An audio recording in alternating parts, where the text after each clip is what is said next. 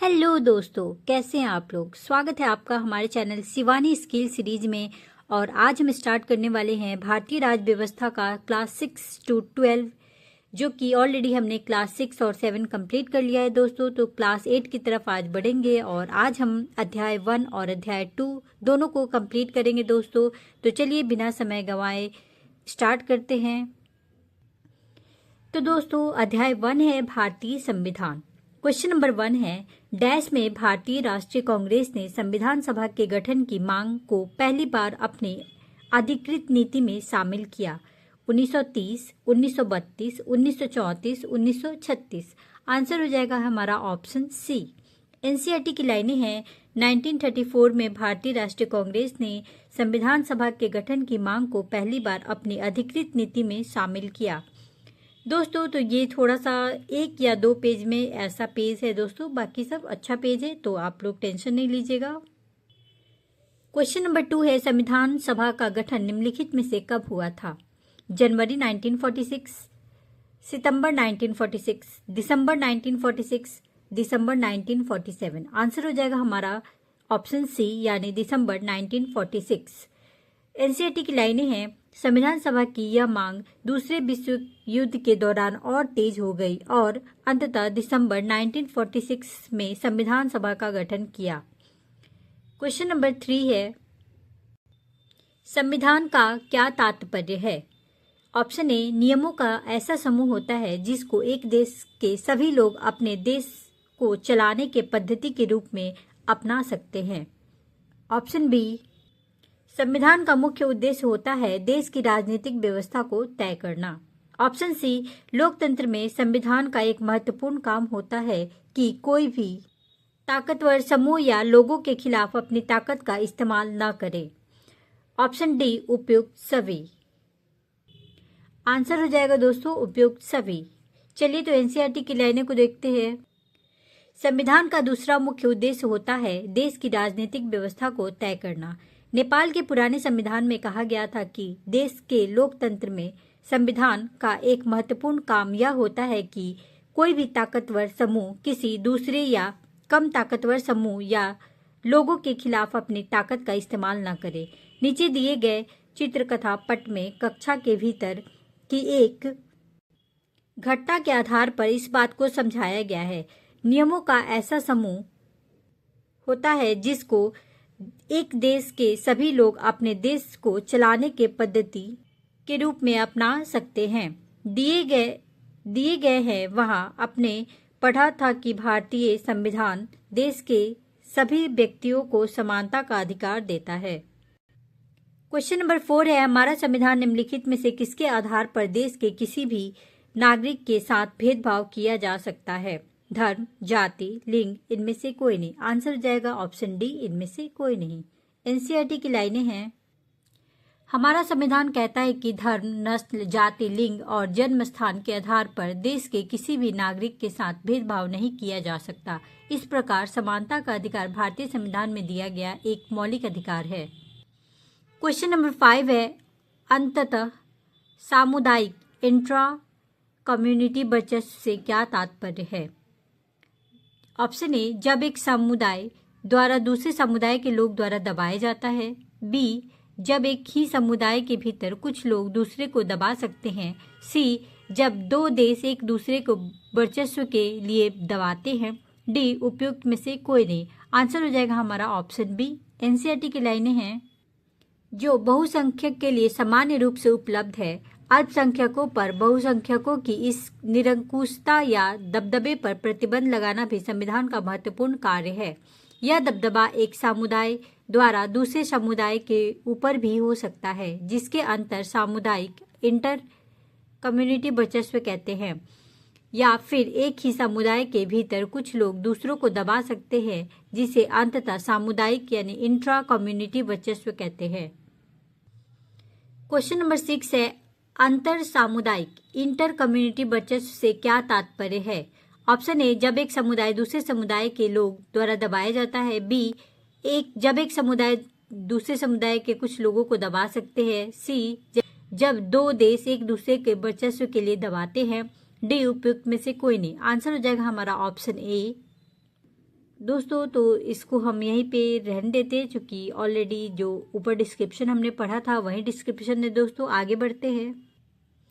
Question number 7 है, निम्न में से किस राजनेता को भारतीय संविधान का जनक कहा जाता है? महात्मा गांधी, वल्लभ भाई पटेल, डॉक्टर अंबेडकर, जवाहरलाल नेहरू। आंसर हो जाएगा हमारा डॉक्टर अंबेडकर। बाबा साहेब डॉक्टर अंबेडकर को भारतीय संविधान का जनक कहा जाता है। डॉक्टर अंबेडकर का विश्वास था कि संविधान सभा में उनकी हिस्सेदारी से अनुसूचित जातियों को संविधान के प्रारूप में कुछ सुरक्षात्मक व्यवस्था मिली है। क्वेश्चन नंबर 8 है, संघवाद से क्या तात्पर्य है? जब किसी देश में एक से ज्यादा स्तर की सरकारों का होना। बी, जब देश में केवल एक ही स्तर की सरकार का होना। सी, उपयुक्त दोनों। डी, इनमें से कोई नहीं। आंसर हो जाएगा हमारा ऑप्शन ए। एनसीईआरटी की लाइनें हैं, संघवाद यानी फेडरलिज्म, इसका मतलब है देश में एक से ज्यादा स्तर की सरकारों का होना। हमारे देश में राज्य स्तर पर भी सरकारें हैं और केंद्र स्तर पर भी। पंचायती राज व्यवस्था शासन का तीसरा स्तर है, जिसके बारे में आप कक्षा 6 में पढ़ चुके हैं। कक्षा 7 की किताब में आपने राज्य सरकार के कामकाज को देखा था। इस साल हम केंद्र सरकार के बारे में ज्यादा पढ़ेंगे। क्वेश्चन नंबर 9 है, जब संविधान सभा ने सार्वभौमिक व्यस्क मताधिकार के सिद्धांत को स्वीकृति दी तो सभा के निम्न में से किस सदस्य ने कहा था कि यह कदम आम आदमी और लोकतांत्रिक शासन की सफलता में गहरी आस्था द्योतक है? राजेंद्र प्रसाद, अलादी कृष्ण स्वामी अय्यारी, बी, पट्टाभी सीतारमैया, डी, ए के अय्यर। आंसर हो जाएगा हमारा ऑप्शन डी, ए के अय्यर। एनसीईआरटी की लाइनें हैं, जब संविधान सभा ने सार्वभौमिक व्यस्क मताधिकार के सिद्धांत को स्वीकृति दी तो सभा के सदस्य ए के अय्यर ने कहा था कि यह कदम आम आदमी और लोकतांत्रिक शासन की सफलता में गहरी आस्था का द्योतक है और इस विश्वास पर आधारित है कि व्यस्क मताधिकार के जरिए लोकतांत्रिक सरकार की स्थापना ज्ञानोदय लाएगी। यह आम आदमी के कुशलक्षेम, जीवन स्तर, सुविधा और बेहतर जीवन स्थिति को प्रोत्साहन देगी। क्वेश्चन नंबर 10 है, सार्वभौमिक व्यस्क मताधिकार से क्या तात्पर्य है? ऑप्शन ए, अपने प्रतिनिधियों के चुनाव में देश के सभी लोगों की सीधी भूमिका होती है। ऑप्शन बी, अपने प्रतिनिधियों के चुनाव में देश के केवल खास लोगों की सीधी भूमिका होती है। ऑप्शन सी, अपने प्रतिनिधियों के चुनाव में देश के केवल अमीर लोगों की सीधी भूमिका होती है। ऑप्शन डी, उपयुक्त में से कोई नहीं। आंसर हो जाएगा हमारा ऑप्शन ए। एनसीईआरटी की लाइनें हैं, ऊंच नीच की बेड़ियों को भी तोड़ा जा सकता है। सार्वभौमिक मताधिकार का मतलब है कि अपने प्रतिनिधियों के चुनाव में देश के सभी लोगों को सीधी भूमिका होती है। इसके अलावा हर व्यक्ति खुद चुनाव भी लड़ सकता है, चाहे उसकी सामाजिक पृष्ठभूमि कैसी भी क्यों न हो। ये प्रतिनिधि जनता के प्रति जवाबदेह होते हैं। क्वेश्चन नंबर 11 है, सरकार के निम्नलिखित में से कितने अंग होते हैं? 1, 2, 3, 4। आंसर हो जाएगा हमारा 3। शक्तियों का बंटवारा संविधान के अनुसार सरकार के 3 अंग हैं, विधायिका, कार्यपालिका और न्यायपालिका। विधायिका में हमारे निर्वाचित प्रतिनिधि होते हैं। कार्यपालिका ऐसे लोगों का समूह है जो कानून को लागू करने और शासन चलाने का काम देखते हैं। न्यायालयों की व्यवस्था को न्यायपालिका कहा जाता है। क्वेश्चन नंबर 12 है, संविधान के अनुसार सरकार के निम्नलिखित में से कौन अंग है? विधायिका, कार्यपालिका, न्यायपालिका, उपयुक्त तीनों सम्मिलित रूप से। आंसर हो जाएगा हमारा डी। चलिए तो एनसीईआरटी की लाइनें को देखते हैं। शक्तियों का बंटवारा संविधान के अनुसार सरकार के 3 अंग है, विधायिका, कार्यपालिका और न्यायपालिका। दोस्तों तो ऊपर का ही डिस्क्रिप्शन है सेम। चलिए क्वेश्चन नंबर 13 की तरफ बढ़ते हैं। हमारे निर्वाचित प्रतिनिधि निम्नलिखित में से किसके अंतर्गत आते हैं? ए, विधायिका, बी, कार्यपालिका, सी, न्यायपालिका, डी, इनमें से कोई नहीं। आंसर हो जाएगा हमारा ऑप्शन ए, विधायिका। एनसीईआरटी की लाइनें हैं, शक्तियों का बंटवारा संविधान के अनुसार सरकार के 3 अंग है, विधायिका, कार्यपालिका और न्यायपालिका। विधायिका में हमारे निर्वाचित प्रतिनिधि होते हैं। कार्यपालिका ऐसे लोगों का समूह होता है जो कानूनों को लागू करने और शासन चलाने का काम देखते हैं। क्वेश्चन नंबर 14 है, ऐसे लोगों का समूह जो कानूनों को लागू करने और शासन चलाने का काम करते हैं। ए विधायिका, बी कार्यपालिका, सी न्यायपालिका, डी उपयुक्त तीनों। आंसर हो जाएगा हमारा ऑप्शन बी कार्यपालिका। एनसीईआरटी की लाइनें हैं, हमारे निर्वाचित प्रतिनिधि होते हैं। कार्यपालिका ऐसे लोगों का समूह होता है जो कानूनों को लागू करने और शासन चलाने का काम देखते हैं। न्यायालयों की व्यवस्था को न्यायपालिका कहा जाता है, जिसके बारे में आप इस पुस्तक की इकाई 3 में पढ़ेंगे। सरकार की किसी भी शाखा द्वारा सत्ता के दुरुपयोग को रोकने के लिए प्रावधान किया गया है कि इन सभी अंगों की शक्तियां एक दूसरे से अलग होंगी। क्वेश्चन नंबर 15 है, न्यायालयों की व्यवस्था निम्नलिखित में से किससे संबंधित है? विधायिका, कार्यपालिका, न्यायपालिका, उपयुक्त तीनों। आंसर हो जाएगा हमारा ऑप्शन सी। चलिए तो एनसीईआरटी की लाइनों को देखते हैं। दोस्तों इसका भी डिस्क्रिप्शन सेम ही है ऊपर की तरह ही। चलिए आगे बढ़ते हैं। क्वेश्चन नंबर 16 है, भारत में एक डैश है, राजतंत्रीय सरकार, लोकतंत्रीय सरकार, निरंकुश सरकार, उपयुक्त में से कोई नहीं। आंसर हो जाएगा हमारा लोकतंत्रीय सरकार। एनसीईआरटी की लाइनें है, राज्य, नेपाली राज्य आदि की बात कर सकते हैं। भारतीय राज्य की एक लोकतांत्रिक सरकार है। सरकार या कार्यपालिका राज्य का एक हिस्सा होती है। राज्य का मतलब सरकार से कहीं ज़्यादा व्यापक होता है। उसे सरकार के स्थान पर इस्तेमाल नहीं किया जा सकता। चलिए तो क्वेश्चन नंबर 17 है, निम्नलिखित में से किसकी जिम्मेदारी होती है कि कानून बनाना और लागू करना? जनता, सरकार, पूंजीपति, इनमें से कोई नहीं। आंसर हो जाएगा हमारा सरकार। एनसीईआरटी की लाइनें हैं, सरकार की जिम्मेदारी होती है कि कानून बनाना और लागू करना, लेकिन चुनाव के जरिए सरकार बदल सकती है। पर राज्य एक ऐसी राजनीतिक संस्था होती है जो निश्चित भूभाग में रहने वाले संप्रभु लोगों का प्रतिनिधित्व करती है। क्वेश्चन नंबर 18 है, संविधान में कहा गया है कि मानव व्यापार, जबरिया श्रम और कितने वर्ष के कम उम्र के बच्चों को मजदूरी पर रखना अपराध है? 21 वर्ष, 15 वर्ष, 14 वर्ष, 16 वर्ष। ऑप्शन सी हमारा 14 वर्ष। एनसीईआरटी की लाइनें हैं, शोषण के विरुद्ध अधिकार संविधान में कहा गया है कि मानव व्यापार, जबरिया श्रम और 14 वर्ष से कम उम्र के बच्चों को मजदूरी पर रखना अपराध है। क्वेश्चन नंबर 19 है, निम्नलिखित में से किसके आधार पर किसी भी नागरिक साथ भेदभाव नहीं किया जा सकता? धर्म, जाति, लिंग, उपयुक्त सभी। आंसर हो जाएगा हमारा ऑप्शन डी उपयुक्त सभी। समानता का अधिकार, कानून की नज़र में सभी लोग समान हैं। इसका मतलब है कि सभी लोग को देश का कानून बराबर सुरक्षा प्रदान करेगा। इस अधिकार में यह भी कहा गया है कि धर्म, जाति या लिंग के आधार पर किसी भी नागरिक के साथ भेदभाव नहीं किया जा सकता। खेल के मैदान, होटल, दुकान इत्यादि सार्वजनिक स्थानों पर भी सभी को बराबर पहुंच का अधिकार होगा। क्वेश्चन नंबर 20 है, डैश वाला खंड भारतीय संविधान का अंतरात्मा भी कहलाता है? धर्मनिरपेक्षता, मौलिक अधिकार, संघवाद, नीति निर्देशक तत्व। आंसर हो जाएगा हमारा मौलिक अधिकार। मौलिक अधिकारों वाला खंड भारतीय संविधान की अंतरात्मा भी कहलाता है। औपनिवेशिक शासन ने राष्ट्रवादियों के दिमाग में राज्य के प्रति संदेह का भाव पैदा कर दिया था। क्वेश्चन नंबर 21 है, मौलिक अधिकारों का निम्नलिखित में से क्या उद्देश्य है? ए, हर एक नागरिक ऐसी स्थिति में हो कि वह उन नागरिकों के लिए दावेदारी कर सके। ऑप्शन बी, ये अधिकार हर उस सत्ता और संस्था के लिए बाध्यकारी हो जिसे कानून बनाने का अधिकार दिया गया है। ऑप्शन सी उपयुक्त दोनों, डी इनमें से कोई नहीं। आंसर हो जाएगा उपयुक्त दोनों। एनसीईआरटी की लाइनें हैं, इन मौलिक अधिकारों के बारे में डॉक्टर अंबेडकर ने कहा था कि इनका दोहरा उद्देश्य है। पहला, हर एक नागरिक ऐसी स्थिति में हो कि उन अधिकारों के लिए दावेदारी कर सके, और दूसरा, यह अधिकार उस सत्ता और संस्था के लिए बाध्यकारी हो जिसे कानून बनाने का अधिकार दिया गया है। क्वेश्चन नंबर 22 है, यदि किसी नागरिक को लगता है कि राज्य द्वारा उसके किसी मौलिक अधिकार का उल्लंघन हुआ है तो निम्नलिखित में से किस अधिकार का सहारा लेकर वह अदालत जा सकता है? स्वतंत्रता का अधिकार, संवैधानिक उपचार का अधिकार, धार्मिक स्वतंत्रता का अधिकार, समानता का अधिकार। आंसर हो जाएगा हमारा बी। चलिए तो एनसीईआरटी की लाइनें हैं, संवैधानिक उपचार का अधिकार, यदि किसी नागरिक को लगता है कि राज्य द्वारा उसके किसी मौलिक अधिकार का उल्लंघन हुआ है तो इस अधिकार का सहारा लेकर वह अदालत जा सकता है। क्वेश्चन नंबर 23 है, धर्मनिरपेक्षता से क्या तात्पर्य है?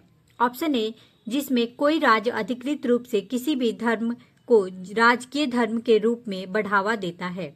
बी, जिसमें कोई राज्य अधिकृत रूप से किसी भी अल्पसंख्यक समुदाय के राजकीय रूप को बढ़ावा देता है। सी, जिसमें कोई राज्य अधिकृत रूप से किसी भी धर्म को राजकीय धर्म के रूप में बढ़ावा नहीं देता है। डी, जिसमें कोई राज्य अधिकृत रूप से किसी भी संभ्रांत परिवार के धर्म को ज्यादा बढ़ावा देता है। ऑप्शन सी हमारा राइट होगा। चलिए तो एनसीईआरटी की लाइनों को देखते हैं। धर्मनिरपेक्षता। धर्मनिरपेक्ष राज्य वह होता है जिसमें राज्य अधिकृत रूप से किसी भी धर्म को राजकीय धर्म के रूप में बढ़ावा नहीं देता। इसके बारे में हम अगले अध्याय में और विस्तार से पढ़ेंगे।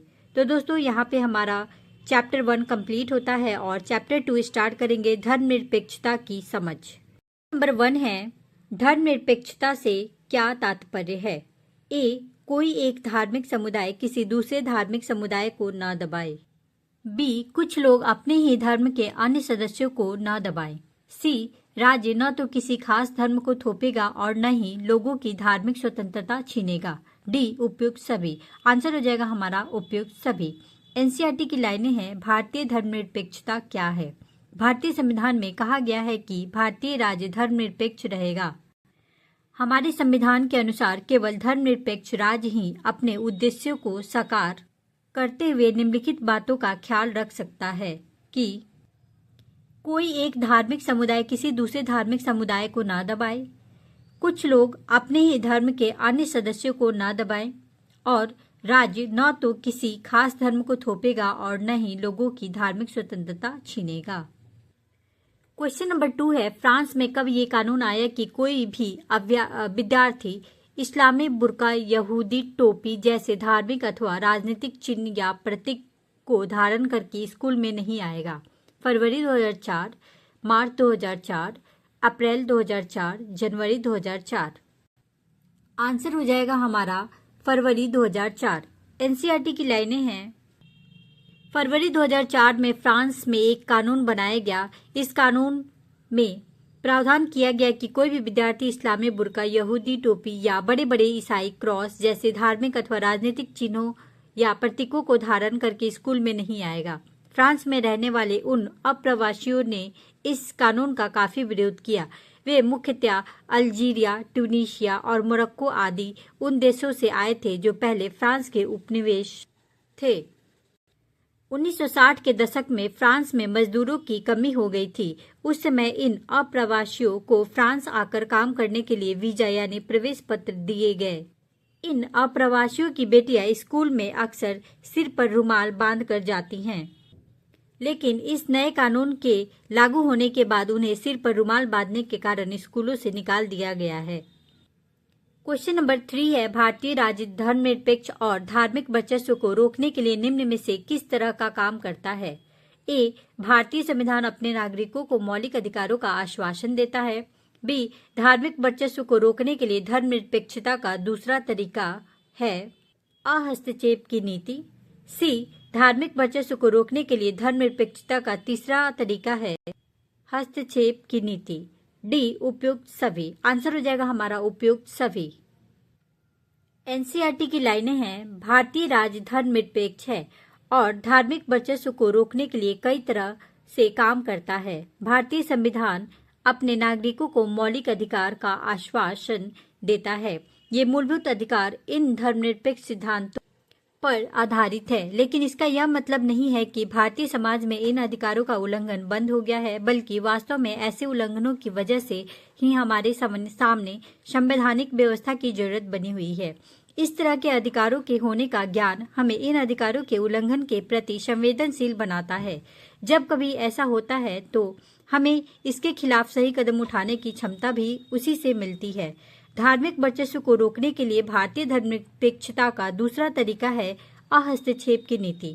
इसका मतलब है कि सभी धर्मों की भावनाओं का सम्मान करने और धार्मिक क्रियाकलापों में दखल न देने के लिए राज्य कुछ खास धार्मिक समुदाय को कुछ विशेष छूट देता है।